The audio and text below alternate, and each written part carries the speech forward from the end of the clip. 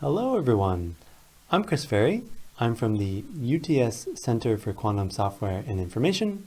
I have a photo that I took from around our campus. This is looking upwards into a double helix staircase.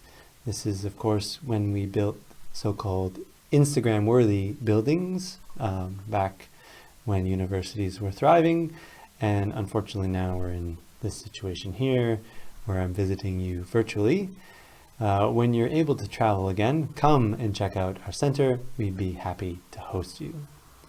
So this is a bit awkward. You're watching a recorded video for the Machine Learning for Quantum 2021 workshop. Some of you are watching it live at the workshop while I'm sleeping, since it's the middle of the night here in Sydney. Perhaps though, this video will be posted and sit somewhere on the internet in perpetuity.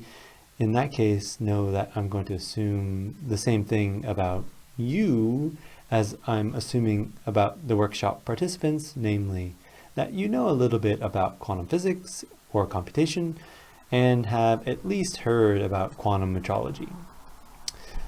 The title is Quantum Parameter Estimation. So parameter estimation is in fact a fundamental task in metrology, and metrology is otherwise known as the science of measurement. The ultimate limits of precision in this task are determined by physics, and the ultimate theory of physics is, of course, quantum. In this tutorial, I will review the task of parameter estimation from both a classical and quantum perspective, demonstrating the meaning of the so-called quantum advantage. I'll give you the conceptual tools you need to navigate this ever-growing literature and give you a sense of what's to come in the field. A rough outline of the talk you'll see below me here. So first, I'm going to go over a little bit of the context and the caveats, since of course I won't be able to cover everything in an hour. In fact, this is a one-take operation, so I don't even know if it's going to last an hour. Next up is a brief history of quantum metrology, because if you don't know where you're going, you won't know where you've been. No, wait. If you don't know where you are, no, that's not it either. You know what? Never mind. You get it. So with the intro stuff out of the way, then I'll come to decision theory and how it serves to define what we actually mean by accuracy. And lastly, I'll cover a little bit about quantum circuits and how they capture the experimental designs we use to do the measurements needed to estimate the parameters that we're interested in. Basically, there are two things I want you to take away from this talk: decision theory and quantum circuits. That's not going to make much sense at the moment, but it will by the end. So remember that. Decision theory and quantum circuits. Let's get started.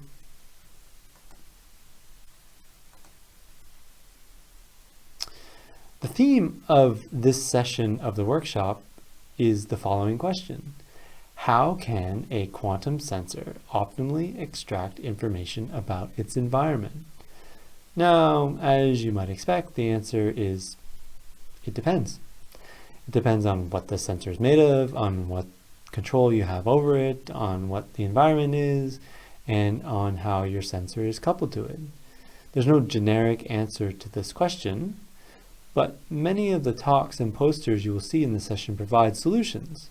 They're relative to some assumptions that narrow the problem down to one that is tractable.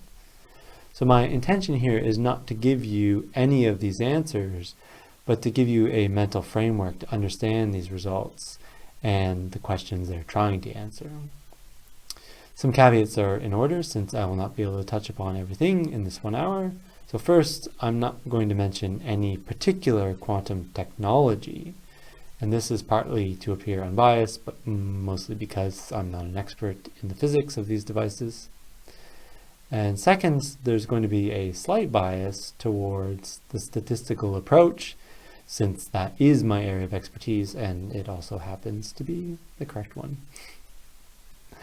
But first, let's start with a little history.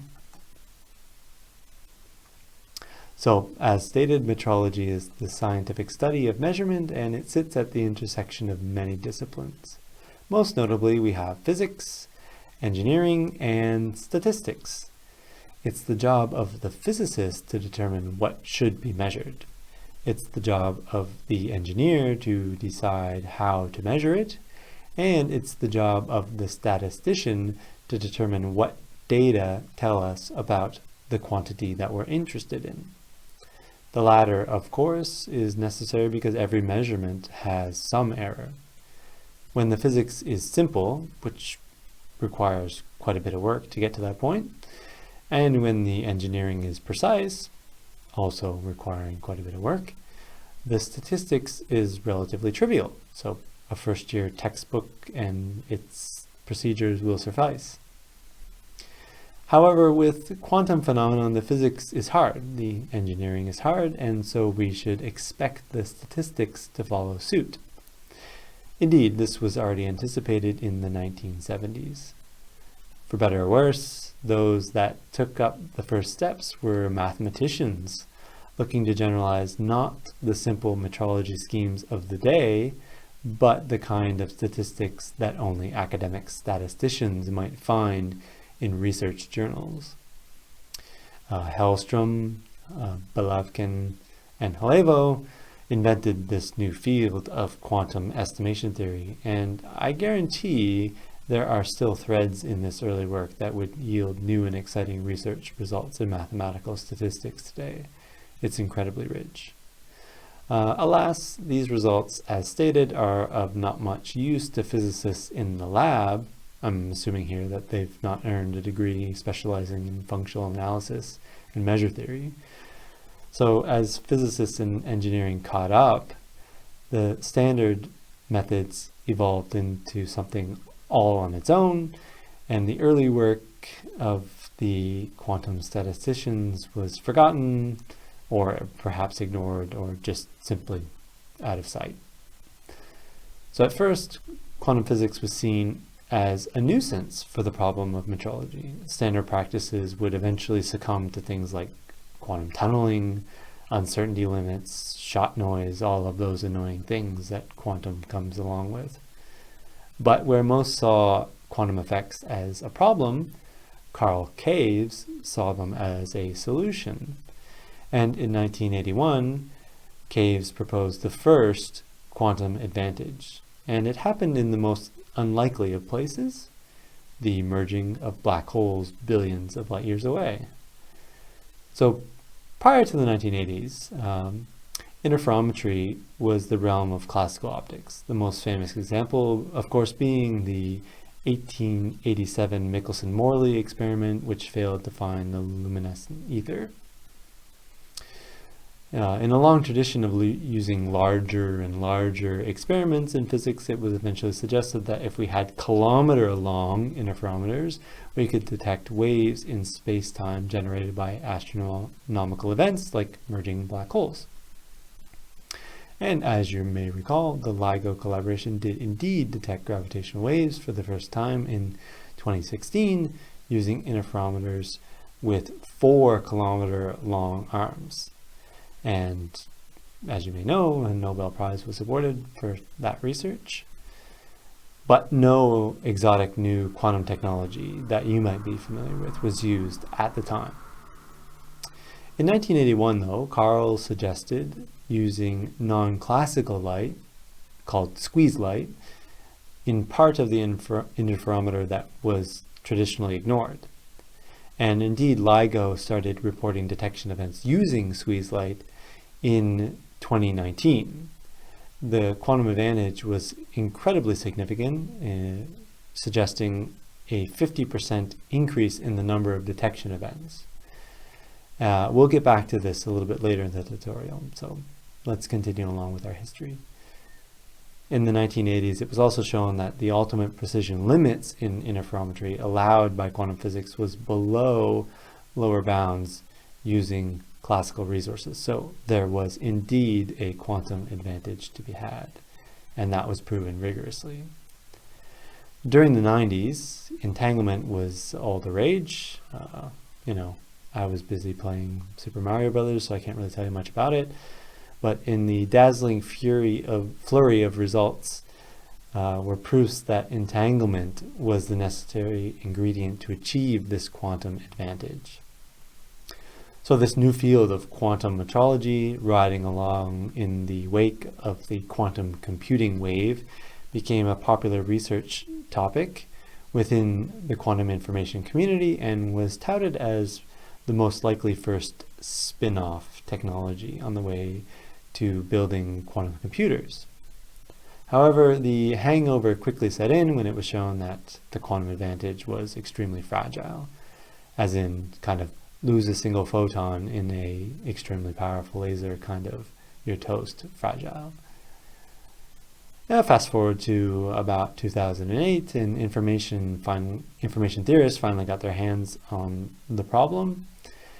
And the proposals that you'll see around that time were about mitigating this noise using error suppression. So you had traditional dynamical decoupling techniques and other kind of standard quantum control theory techniques, and quantum error correction, using kind of the same sort of error correcting codes that were used to fix the errors that would happen in quantum computation.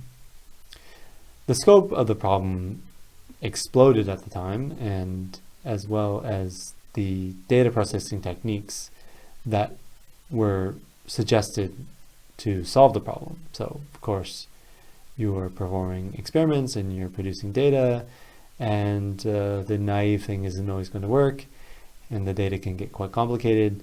So around that time, we were starting to transition back to statistics to find out how we were going to process this data in optimal ways. And more recently, these methods include the use of machine learning, the topic of this conference and the topic of many of the talks you'll see in the rest of the session.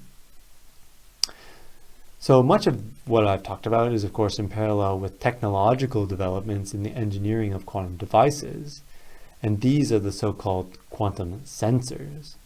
Now, in broadly painted strokes, quantum sensing and quantum metrology are exactly the same thing. However, in practice, be aware that the former is used more often in the context of experiment or engineering, while the latter is used more frequently in theory. So if you have a quantum sensing paper in front of you, in all odds, it's going to talk about some experiment or just some device, whereas quantum metrology will be talking about some theoretical result. But, these aren't hard and fast rules. Good rule of thumb to remember. And there you have it, the very incomplete history of quantum metrology, or sensing. Whatever. So let's get started. Before we talk about the physics, I want to get into the statistics and get that out of the way first. I see this as essential because the question at the outset, how can a quantum sensor optimally extract information about its environment, is, well, rather vague. And when you read a paper in this field, or, well, in any field of physics for that matter, you'll run up against the same unanswered question. What exactly is the problem they're trying to solve, and how would I even tell if it has been solved? So I want to introduce you to decision theory because it's a powerful way to frame the problem studied in this topic and many topics where data statistics are involved. Of course, quantum mechanics is a statistical theory, so this is going to come up often. And this is one of the two things that I want you to take away specifically from this talk. So, while physics is colloquially understood to have this sort of succinct and audacious goal of just understanding the entire universe and how it behaves, in practice, it's much simpler. All physics worthy of discussion starts with the same two things: a mathematical model of some physical situation and a set of mathematical rules, sometimes called laws, which it obeys. Questions posed of the physical situation are then mapped to questions of the model, where logical consistency of mathematics allows one to ask well-posed problems with unique solutions. Now, of course, this is all in the ideal case. But, completely unconstrained, we should always be striving for the ideal. In quantum sensing, the models are laws of quantum or semi-quantum physics. Semi-quantum means the most exciting parts of the physical situation are modeled with quantum physics, while simultaneously the other features are more conveniently modeled with classical physics, rather than using a fully quantum treatment of the problem. So the most ubiquitous example of a semi-quantum model is noise. So you have a quantum system, and of course it's subjected to the environment, and that environment has some noise associated with it.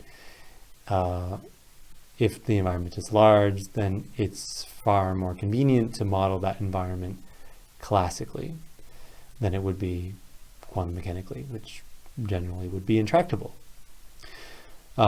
It's so common that it, in fact, would just go unstated. So, if you're reading about quantum sensing or quantum metrology, where some device is embedded in some environment, you want to learn about the environment, and it's not apparent, just assume that the noise is modeled classically and you're dealing with a semi-quantum model.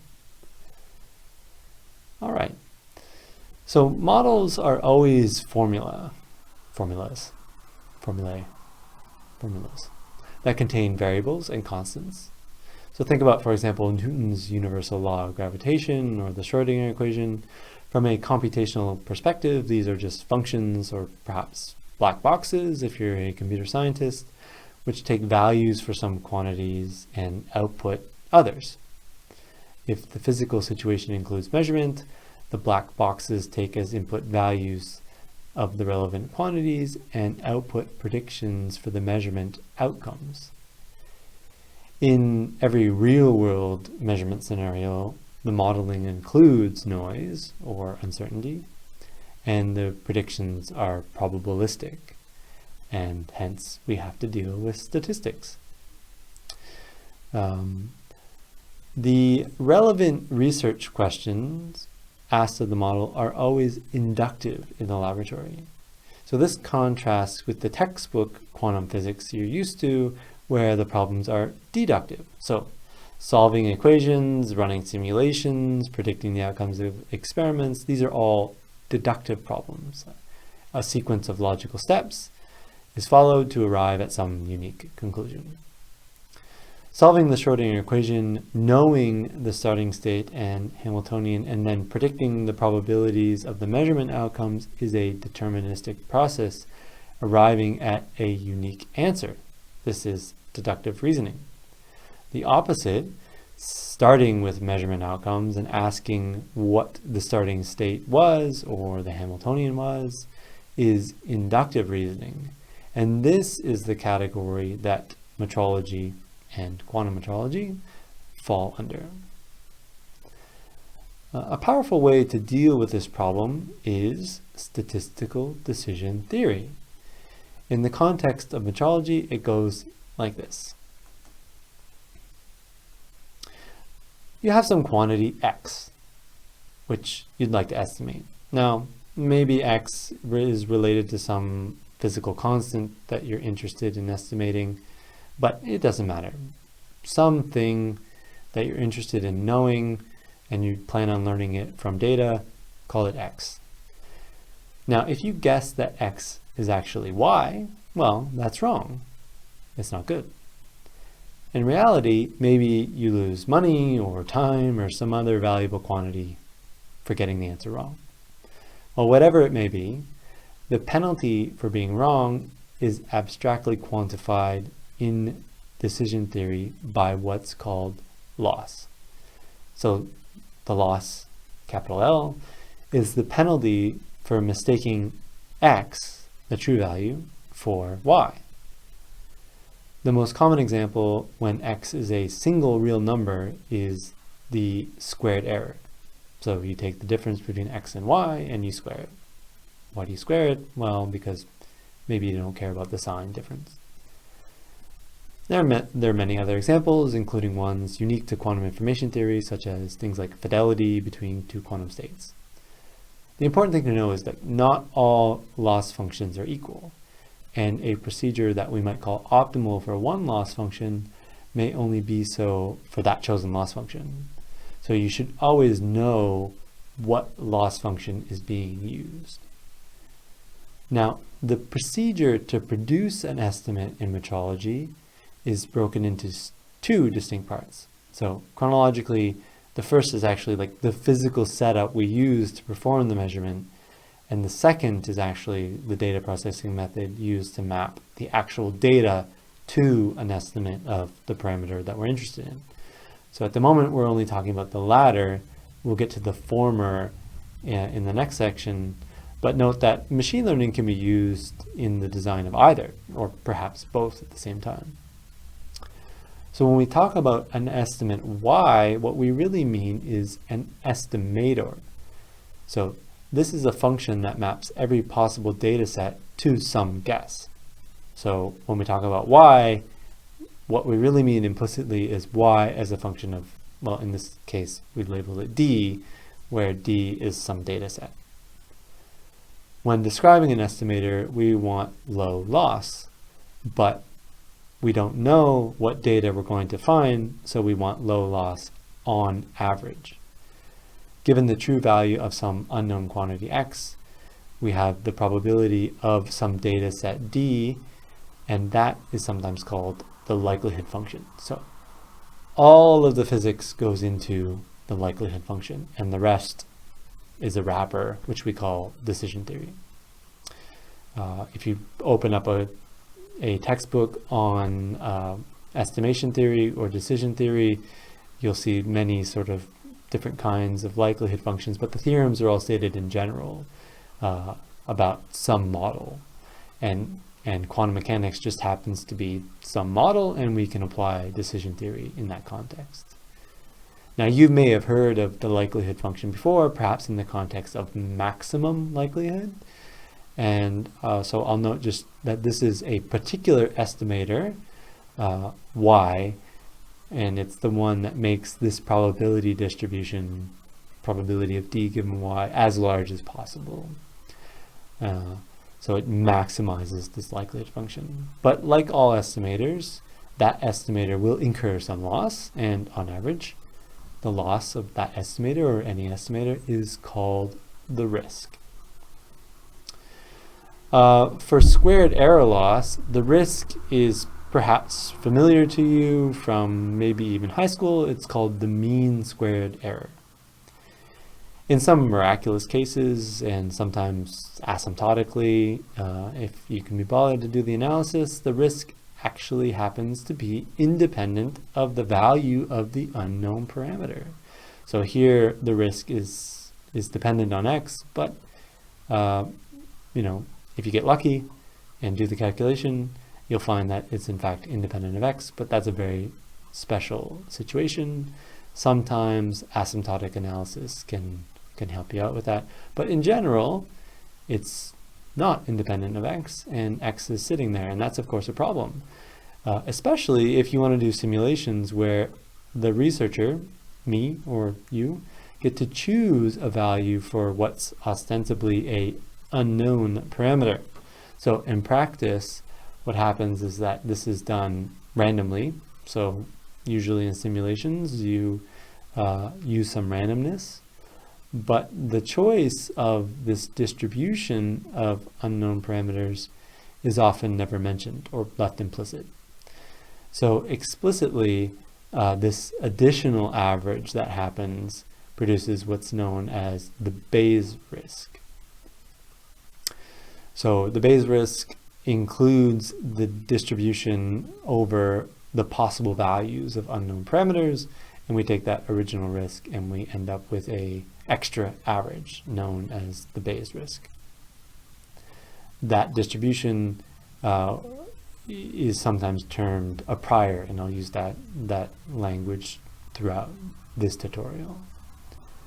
In most papers on metrology, especially those containing numerical simulations and ones inventing new techniques, you'll find a figure which is meant to demonstrate the performance of some estimator. And that figure is going to look something like this. So this is, of course, a cartoon. The vertical axis is always the risk, since many simulations averaging over randomly generated measurement results will have been performed. The different lines correspond to the performance of different estimators. Now, lower loss is obviously better, and so the newly invented method that you're reading about will be the one with the lowest curve on the graph, hopefully. The line itself is most likely the Bayes risk, since the simulations will also have been repeated many times for different choices of unknown parameters. And typically what will happen is that some sort of uniform distribution or uniform prior will be chosen, but if you don't know, then ask. And especially if you're a referee of one of these papers and the distribution is unstated. The horizontal axis is the resource being considered. Typical choices might be the number of measurements performed, or the number of qubits used, or the input power, or the time taken. And if you're lucky, then some theoretical calculation will also be present in the results of the paper that you're reading, and the performance of the optimal estimator or some lower bound will also be displayed on the graph. Whew. Well, this is a great segue to one of the most common themes in metrology, lower bounds. But I think now, since it looks like we're about halfway through, now is a good time to take a break, because I'm not sure I'm going to make the hour. So since there's nothing you can say about it, let's take a little break.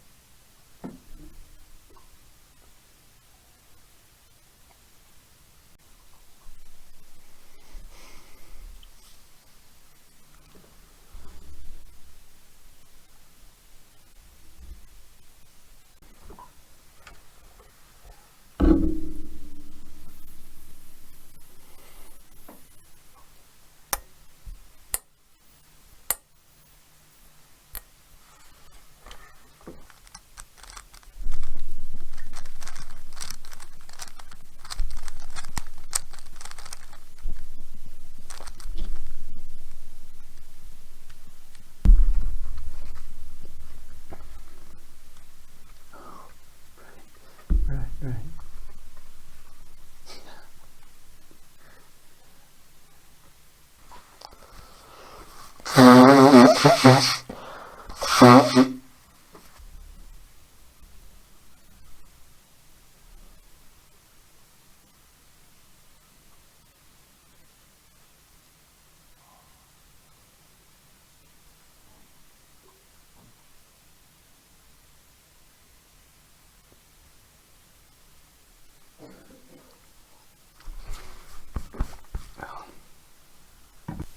All right, welcome back. I'm pretty sure that you never left. And of course, I never left as well. I'm still sleeping. Perhaps I'll see you later in the conference, certainly on the Slack channels. Again, if this recording appears somewhere else and it's in one of those things where I can point down at the bottoms and say, look at the comments below, then leave your comments there, or figure out another way to contact me if you have any questions. In the last slide, we talked about lower bounds. So we had risk, and we had estimators which incur some risk, and we calculate the risk, and perhaps we don't know if that's good or not. A lower bound can often tell us whether or not we're getting close to what might be optimal. You'll hear a lot about 3 lower bounds. So the names of these 3 in chronological order are the standard quantum limit, the Heisenberg limit, and the quantum cramer-rao bound. These can be pretty confusing because they are never introduced in any generality, and it's not obvious what parts of the particular context in which they're being discussed is actually necessary. And moreover, the language in which they're often discussed implies that these things are somehow the ultimate bounds on accuracy, independent of any of the choices made by the researchers, even implicitly. So recall from our discussion of decision theory, we have many ingredients that need to be specified before we can talk about accuracy. The questions that we need to answer are fourfold. So the first is, what is the domain of the unknown parameter? Is it a single real number? Is it bounded? Is it a vector? Is it a matrix, like a quantum state or something? So the problem of estimating an unbounded real number is much different from estimating a probability distribution or a quantum state, for example. In fact, it can be much easier, and we can just appeal to classical statistics in that case. Number two, how is the loss measured? Is it squared error loss, absolute error, relative error? Is it fidelity? The behavior of an estimator might be very different for one loss function than it is for another. Number three, what is the resource being considered? Is it the number of measurements, time, energy, number of qubits? A theoretical calculation in the limit of the large number of measurements, for example, is not going to apply to many qubits. And lastly, what is the prior distribution? Is it a uniform distribution, a Gaussian distribution? Is it a bounded distribution? A prior distribution can have such a massive effect on the performance that an estimator is often tailored for specific priors. In fact, these are names. They're called the Bayes estimators. And, well, in fact, they're my personal favorite. So classical metrology, where the notions of standard quantum limit and Heisenberg limit were first introduced, can be seen as an instance of a decision theoretic problem with the following answers to these questions. Number one, the parameter of interest is encoded in a phase. So that's a real number that's bounded between 0 and 2 pi. The loss function is squared error, and sometimes the square root of the loss function is taken to arrive at root mean squared error. Number three, the resources being counted are usually the number of qubits that are used. Way back, metrology was the domain of optics, as I mentioned, and so the number of qubits just means the number of photons that were available. Number four, many of the discussions will not commit to some choice of prior because the situation is simple and happens to be independent of the actual parameter. But if a prior is used, it's almost certainly the uniform one over the interval 0 to 2 pi, but other ones are considered. And given these choices, we can apply standard classical decision theoretic techniques to arrive at a lower bound on the risk. In quantum information science, one is often interested in comparing quantum to classical.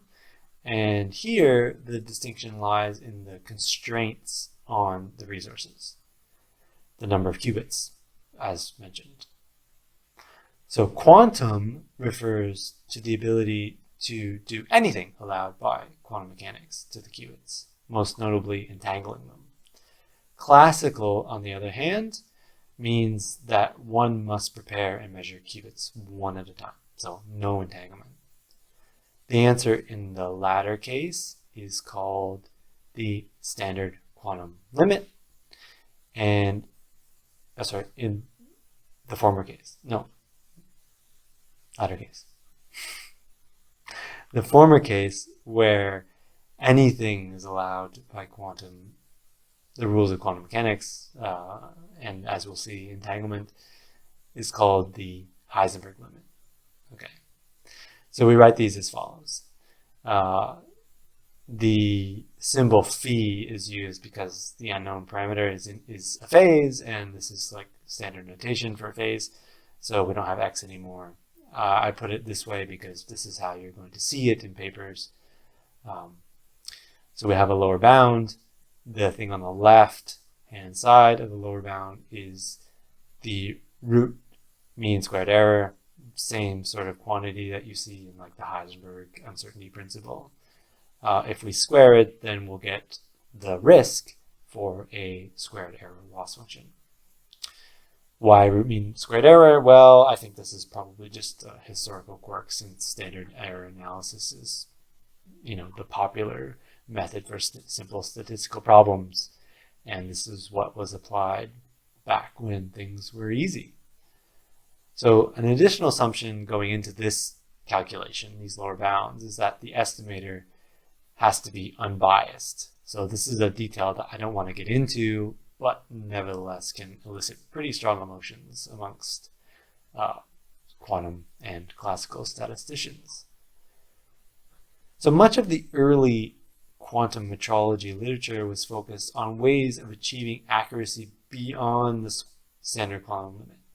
So you might hear things like quantum limited or Heisenberg limited measurements. And this is what you'll see in the sort of pre-2008 literature in quantum metrology.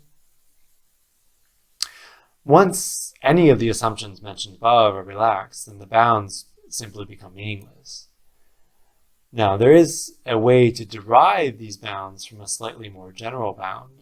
In fact, for any parameter, the mean squared error is bounded below by a quantity called the Fisher information. And this can be computed by averaging like derivatives of the likelihood function, taking the logarithm and squaring it and averaging it. And this can be much easier than calculating the risk itself.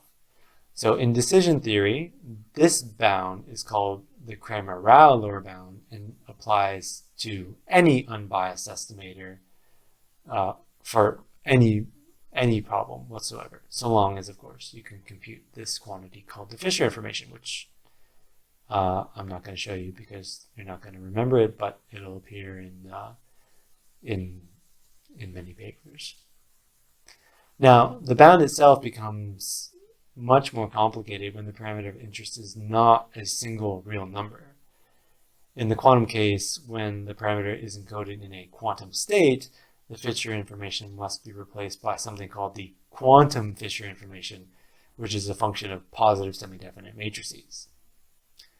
Beyond a single parameter, it becomes far more difficult to actually achieve this bound, and this is especially so in quantum physics. Like, take an example.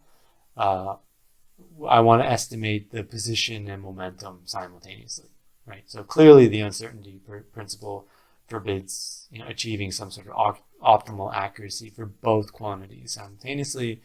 Nevertheless, maximizing the Fisher information is commonly used as a heuristic, which is defended by appealing to this cramer-rao lower bound. But outside of this context, the quantum information has no operational meaning. So if the Fisher information is being used, if you're reading a paper and it says, we maximize the Fisher information because, well, clearly maximizing something that's on the bottom of a fraction will minimize the fraction itself. Note that this is implicitly appealing to this bound on the average squared error or mean squared error. It has nothing to do with information from a standard information theoretic point of view. All right, phew. So this brings us to one of the major themes in modern quantum metrology, and that is creating numerical optimization algorithms to reduce loss as much as possible. So in the literature, you'll find statistical methods, optimization methods, machine learning methods now, all aimed at reducing risk. But in order to reduce risk, you need to know the likelihood function. And in the context of physics, that means you need to know the model. You need to know the experimental setup, or as theorists, at least an idealization of one. And that brings us to our final topic, quantum circuits. So far we've been discussing data processing alone. An advantage we have in quantum physics, or perhaps physics more generally, at least from the comfort of our own chairs, is the ability to design the experiment. Most statisticians just get data and they don't get to see what the experiment was or change the experiment. Quantum information theory possesses a powerful tool to visualize computational and information theoretic protocols, and that is the quantum circuit, and you may recognize it as looking something like this. So this is the quantum circuit of the basic quantum metrology protocol. So it shows a state being prepared, then some dynamical process which encodes the parameter of interest onto the state, and finally a measurement is made. In the original interferometric protocols, the process which encodes the parameter is the application of some relative phase in some arm of an interferometer. But a quantum circuit is general enough to capture anything modeled by standard quantum mechanics. This picture captures the common scenario succinctly where, say, a single quantum system is prepared and measured and then prepared again. Now, since the measurement uncorrelates the past quantum state from the projected one, we can imagine, say, a long sequence of such procedures, these prepare and measure experiments, as a single experiment where many uncorrelated systems are running in parallel. So either scenario is where this so-called standard quantum limit would apply. So that is, the mean squared error of estimating x in this case is bounded below by 1 over the square root of the number of measurements, or in this case, preparations, same thing. Now, sometimes you'll see for other loss functions the standard quantum limit language being used in a scenario where you just have a bunch of uncoupled systems that are running in parallel, or one system that is running in a series of prepare and measure schemes. As we mentioned earlier, entanglement is what saves the day. But how? Well, the circuit model allows us to easily visualize this. So, before the operation which encodes the parameter acts, we can apply some entangling gates. And as the picture suggests, we require simultaneous access to all of the qubits now for this to work. And if we're going to throw a large multi-qubit operation at it, we might as well consider the possibility of doing another after the parameter is encoded. So, looks like this. So if a single parameter is encoded as a phase, then, and we're interested in the mean squared error, then the Heisenberg limit applies to the following situation, or the situation depicted here. Of course, in any of the situations depicted in these circuits, the cramer-rao lower bound on the mean squared error of any unbiased estimator always applies. In the unconstrained and idealized situation, the cramer-rao bound happens to coincide with the Heisenberg limit in this case. All right, so as I mentioned before, post 2008-ish, it was identified that noise is a problem in quantum metrology where we should focus most of our attention, as is the case for most quantum technologies. So recent studies suggested ways to mitigate noise in the same way that we do so for quantum error correction. And, well, quantum error correction codes are the way to do it, and with the quantum circuit model, we can picture it like this. So I have a quantum circuit, and this is depicting a concatenated error correction code where each of the lines is actually many qubits encoding one sort of logical qubit. All right, well, this all sounds great, but much like the idea of reaching the Heisenberg limit, this is all blue sky research. And we're a long way away from reaching the technology required to achieve these limits or the ability to do quantum error correction. But that doesn't mean that quantum metrology is completely useless. And I want to give you a small example of what I mean by that. So today's practical metrology problems involve these constraints that are imposed by the bottlenecks in today's technology. And that actually makes the optimization problem far more difficult. A completely unconstrained optimization problem, as you might expect, is actually easy to solve. But in today's world, we're dealing with many constraints, which makes the optimization problem one that is not analytically tractable. So we have to be more clever. Quantum resources can still offer enhancement over the state of the art without making reference to things like everything that might be possible in quantum physics. So let's return to black holes.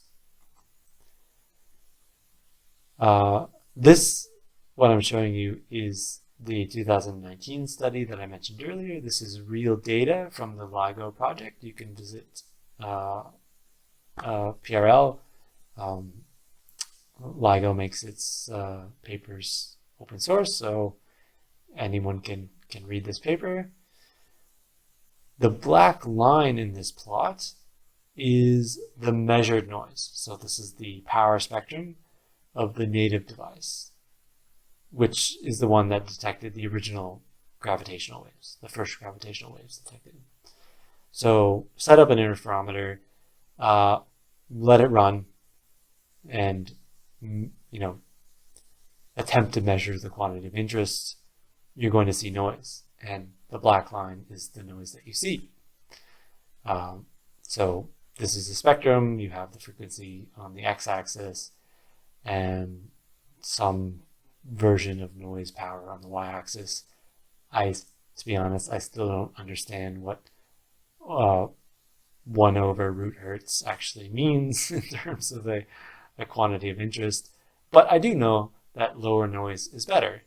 The green line is the measured noise when using squeeze light. So this was the proposal from Carl Caves back in 1981. And that, when you look at how to produce squeeze light, requires a small, relatively speaking, in terms of the total number of photons that are going into this apparatus, amount of entanglement. So, this might not look impressive by eye, but this improvement produces a 50% increase in gravitational wave detection. So this is the strain noise. So I have an interferometer, and you can imagine it's like shaking due to all sorts of noise sources, and that's what's being measured in this plot. And if I add squeeze light, then the number of vibrations is a little bit less. And so if I can measure distances a little bit better, then in fact I can find gravitational wave detection events out in the universe with a extra cube, right? So the volume of the space in which I can detect gravitational waves grows as well, the volume of the sphere, which is 4/3 pi r cubed, right? So being able to resolve measurements allows me to explore a enormously large volume of space. So this, what looks like a small increase or decrease in the noise, actually produces a large increase in the number of gravitational wave detection events. But before we get too excited, let's look at that gray line at the bottom. And this is the line where the noise would be if all known additional noise sources were eliminated, and these are non-quantum noise sources. So they know that there are noise sources. I don't have an example for you, but they know sources of noise that they can't get rid of at the moment due to engineering. And if they were able to eliminate those, well, then the classical technique would again be far better than the quantum technique. And I'll note that the standard quantum limit doesn't appear, and the Heisenberg limit is like, on this scale, miles away from being reached. It's just not relevant. Okay? So like these ultimate lower bounds in practice are things that are interesting from an academic, mathematical, theoretical perspective, but in practice we're just not there yet. But we can still use quantum resources to enhance the state of the art. All right, so quantum metrology that is practically useful in the near term doesn't need to consider these ultimate bounds on accuracy. And we're left with trying to just optimize what is available within the constraints of current experiment.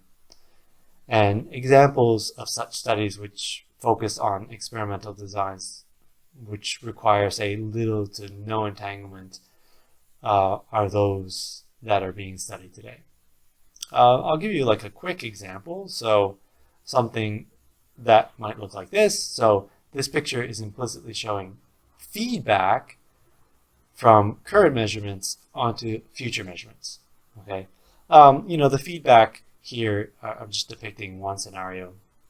We could have the feedback affect the design of other parts of the protocol. So we could feedback onto the states or the dynamical process, whatever. The point is that this is within the realm of possibility because I can do a classical computation and then change my experiment in the next iteration. In fact, some schemes could, based on this feedback, achieve the same performance as which is achievable by entanglement. So in certain situations. Now, as the problem becomes more sophisticated, we need numerical techniques, and we need to invent new numerical techniques, including machine learning, to achieve what is optimal within the constraints that we're working with. And these complications include like estimation of multiple parameters, estimation in the presence of noise, estimation in the presence of control errors, and so on and so forth. And all of these are what's relevant to devices that are being manufactured today. All right, well, that brings us to our summary. So remember, I wanted you to take away two things from this tutorial: decision theory and quantum circuits. But you're introduced also to a few extra players that you'll see very often in the literature. The first is the Fisher information, or quantum Fisher information, and that's often used as a surrogate for other figures of merit. But remember that it only has meaning in the context of the cramer-rao lower bound. The word information in Fisher information is maybe perhaps a little bit of a misnomer. We have the cramer-rao bound itself and the quantum cramer-rao bound, and this is a lower bound on the mean squared error. It's independent of measurement. So the quantum cramer-rao bound is independent of measurement and generally not achievable.